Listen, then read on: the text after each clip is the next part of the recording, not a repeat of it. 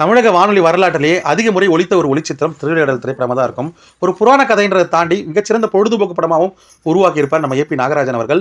பிரம்மாண்டமான இந்த திரைப்படத்துக்கு பிரம்மாண்ட இசை கொடுத்திருப்பார் கேவி மகாதேவன். இந்த திரைப்படத்தில் வர ஒவ்வொரு பாடலும் அவ்வளவு அற்புதமாக இருக்கும். குறிப்பாக இந்த பாடல் பார்த்தீங்கன்னா உலகின் மிகச்சிறந்த பாடகர் ஒருத்தர் பாடுற மாதிரி அமையணும். இதுக்கு டி.எம். சவுந்தரராஜன் ஐயாவை தவிர வேற ஒருத்தர் மிக பொருத்தமாக இருக்க வாய்ப்பே இல்லை. அதே மாதிரி இந்த பாடல் காட்சியிலும் நடிகர் திலகம் சிவாஜி கணேசன் 5 விதமாக தோன்றி 5 விதமான நடிப்பை வெளிப்படுத்தியிருப்பாரு. ரொம்பவே அற்புதமாக இருக்கும். தொழில்நுட்ப வசதி இல்லாத காலத்தில் ஏபி நாகராஜன் அவர் இந்த பாடல் காட்சியை ரொம்ப அற்புதமாக படமாக்கியிருப்பாரு.